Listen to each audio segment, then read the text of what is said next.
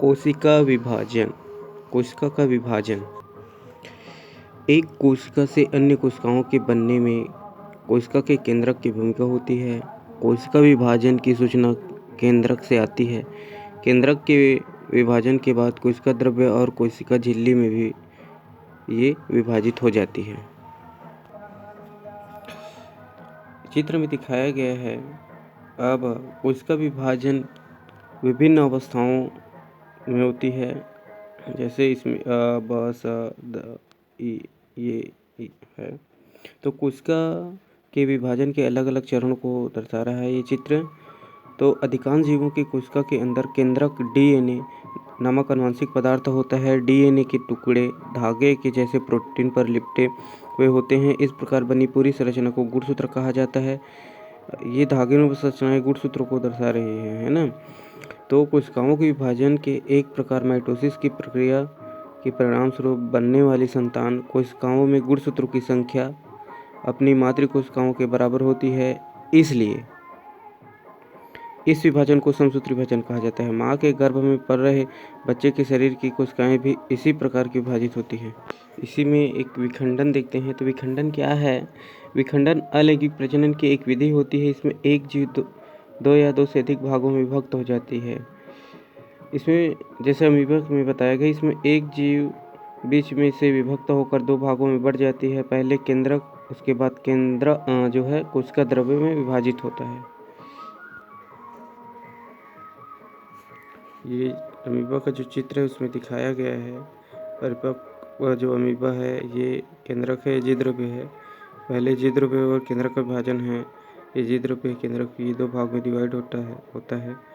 केंद्रक दो बन जाता है, इसके दो जी द्रव्य बन जाते हैं। ठीक है।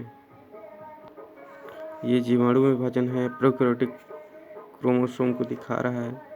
ये प्लाज्मा झिल्ली है, कोशिका भित्ति है। क्रोमोसोम का प्रतिलिपिकरण होता है। कोशिका में लगातार वृद्धि होती है। दो कोशिकाओं में विभाजन हो जाता है। ये जीवाणु का विभाजन है। ये जो डायग्राम है ये पुष्प में निषेचन से लेकर अंकुरण की जो अवस्थाएं हैं, ठीक उसकी है। इसमें क्या है, पहले ये परागण है। तो परागणों का पुंकेसर से स्त्री केसर की वर्तिकाग्र तक पहुंचना परागण कहलाता है। परागण क्रिया हवा, पानी या कीटों द्वारा होता है। फिर इसमें निषेचन जो होती है तो नर तथा मादा युग्मक का मिलना निषेचन कहलाता है। परागण के बाद परागण से एक पराग नली निकलती है। पराग नली में दो नर युग्मक होते हैं। इसमें से एक नर युग्मक पराग नली में से होता हुआ बीजांड तक पहुंचता है और अंड के साथ मिलकर यह संलेपित होकर युग्मनज बनाता है। इस संलयन को निषेचन कहते हैं। उसके बाद जो बीज है, ये बीज का निर्माण। तो निषेचन के बाद फूल की पंखुड़ी, पुंकेसर, वर्तिकाग्र तथा वर्तिका गिर जाती है ना, और बाह्य दल सूख जाता है और अंडाशय जो है, ये अंडाशय लगा रहता है। अंडाशय शीघ्रता से वृद्धि करता है और इसमें स्थित कोशिकाएं विभाजित होकर वृद्धि करती है और बीज का बनना आरंभ हो जाता है। ठीक। और बीज से एक भ्रूण होता है। भ्रूण में एक छोटा मूलांकुर, एक छोटा प्रारोह तथा ये बीजपत्र है। अंडाशय की भित्ति बन जाती है और परिपक्व अंडाशय फल कहा जाता है इसको। इस प्रकार से बिना बीज वाले पौधे या जिस बीज पौधे का बीज नहीं हो तो कैसे आगे विकास करता है, उसके नए जीव कैसे बनते हैं, नए पौधे कैसे बनते हैं, देखते हैं। बिना बीज वाले जो पौधे हैं या सभी पौधे में बीज नहीं होते, ऐसे पौधे जिनमें बीज नहीं बनते, उनके नए संतति वर्धी प्रजनन विधि द्वारा बनते हैं। इस विधि द्वारा संतति या नए पौधे बिना बीज के उत्पन्न किया जाता है।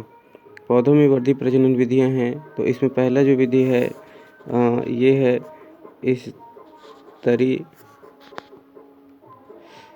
स्तरीकरण। ठीक है। तो ये स्तरीकरण होता क्या है ये देखते हैं।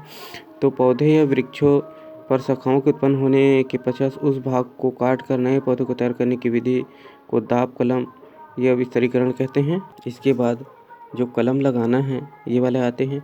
पौधे में जड़, मूल, वृंत, तना या पत्ती का भाग जिसे यदि काट कर अनुकूल माध्यम से एक उपयुक्त वातावरण में लगा दिया जाए तो वह नई जड़ें व कलिकाएं उत्पन्न करके पैतृक पौधों के समान पौधा बन जाता है। वह कलमी पौधा या प्रक्रिया कलम लगाना कहलाता है। उदाहरण जैसे गुलाब की कलम लगाना। तीसरा है दाब कलम। तो दाब कलम होता क्या है, कुछ पौधे जैसे स्ट्रॉबेरी, ब्लैकबेरी, रास्पबेरी आदि में स्वतः नए पौधे निकलते हैं। इनमें दाब कलम द्वारा प्रवर्धन आसान व सस्ती होती है। दाब कलम द्वारा सेब, अमरूद आदि में व्यावसायिक स्तर पर प्रबंधन किया जाता है। फिर गुटी बांधना। दाब कलम की विधियों में गुटी काफ़ी प्रचलित होती है। इसमें वृक्षों पौधों के ऊपर शाखाओं में जड़ उत्पन्न कर नए पौधे तैयार किए जाते हैं। इसके लिए उपयुक्त शाखा की ऊपरी छाल अलग कर उसमें मांस, घास व जड़ उत्पन्न करने में सहायक रसायन के उपचार कर पॉलीथीन पट्टी या सुतली से बांध देते हैं।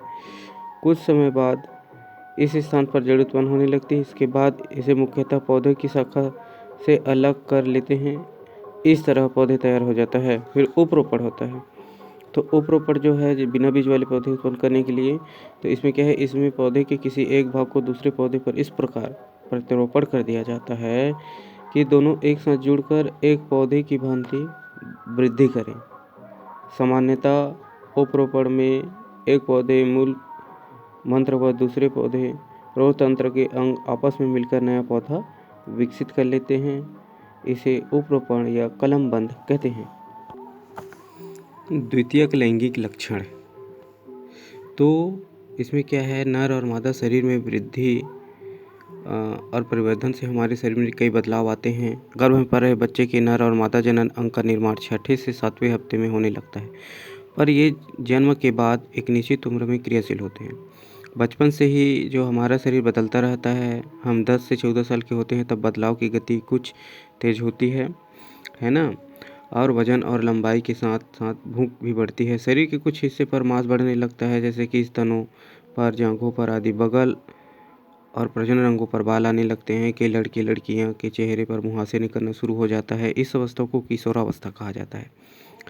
शारीरिक बदलाव के साथ साथ स्वभाव में भी बदलाव आने लगता है। शरीर में होने वाले बदलावों से संबंधित सवालों का जवाब ढूंढने की कोशिश और कई बार संतुष्ट न होने से चिड़चिड़ापन नजर आता है। स्वभाव बदलाव या शरीर के बाहरी बदलाव तो आसानी से दिख जाते हैं, पर अंदर होने वाले बदलाव दिखाई नहीं देते। जैसे कि हमें पता है कि बच्चा गर्भ में बढ़ता है, परंतु हम सबको यह पता नहीं होगा कि गर्भ में बच्चे के ठहरने की तैयारी के लिए क्या क्या बदलाव होते हैं, है ना। नर के जनन अंगों में क्या बदलाव होता है, इस बदलावों को समझने के लिए हमारे शरीर के अंदर ही जनन अंगों की संरचना को समझना होगा। बदलाव में जिसकी महत्वपूर्ण भूमिका होती है। नर और मादा जनन अंगों में कैसे बदलाव होता है। जैसे किशोरावस्था के दौरान लड़कों के आवाज़ और शरीर के गठन में बदलाव आता है। चेहरे पर दाढ़ी, मूंछ एवं शरीर के अन्य हिस्सों जैसे छाती, बगल, जनन अंग आदि पर बाल उगने लगते हैं। जनन अंग क्रियाशील होने से शुक्राणु का निर्माण वृषण से होता है। वृषण में शरीर के तापमान से कम तापमान वाले इससे शुक्राणु यहाँ लंबे समय तक संग्रहित रहते हैं। लड़कियों के किशोरावस्था के समय माहवारी की प्रक्रिया शुरू होती है। इसके बाद देखते हैं लड़की के शरीर के मादा जनन अंग में किशोरावस्था आमतौर पर 10 से 14 वर्ष में होने वाली बदलाव माहवारी की प्रक्रिया से शुरू होती है। यह प्रक्रिया एक चक्र में चलती है। इससे लड़की के शरीर के गर्भाधान की तैयारी होती है।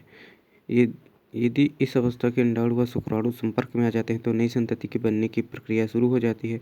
इस संपर्क के अभाव में माहवारी की प्रक्रिया शुरू हो जाती है। तो माहवारी क्या होता है कि मादाओं के गर्भाशय का अंतः स्तर अंडे को ग्रहण करने के लिए गिर जाता है और उसके स्थान पर नया अंतः स्तर बन जाता है। इस प्रक्रम में रुधिर 3-4 दिन तक जनन अंगों से निकलता है। यह प्रक्रिया माहवारी कहलाती है।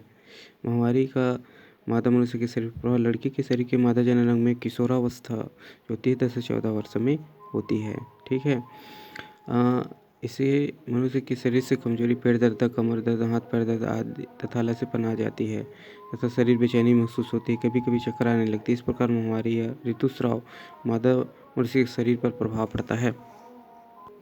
गर्भरोधन क्या है, यानी जो गर्भ होने से रोकने की जो विधियाँ हैं उसको गर्भरोधन कहते हैं। गर्भरोधन की कुछ विधियाँ हैं, है ना। गर्भधारण को रोकने की जो विधि है वो गर्भरोधन है। तो इसमें रोकने की जो विधि है, जैसे पहला देखते हैं। गर्भरोधन का एक तरीका पुरुष के शुक्राणुओं को स्त्री के अंडों कोशिकाओं तक पहुंचने से रोकना है। इसमें पुरुषों के लिए कंडोम और स्त्रियों के लिए योनि या गर्भाशय में रखी जाने वाली यांत्रिक युक्ति जिससे लूप अथवा कॉपर टी का उपयोग होता है। दूसरा, शरीर के हार्मोनों में परिवर्तन हेतु गोलियों के रूप में विशेष दवाओं का उपयोग भी होता है ऐसा ही तरीका है जिससे स्त्री के शरीर या अंड को निकलने से रोका जा सकता है, फलस्वरूप निषेचन नहीं हो पाता।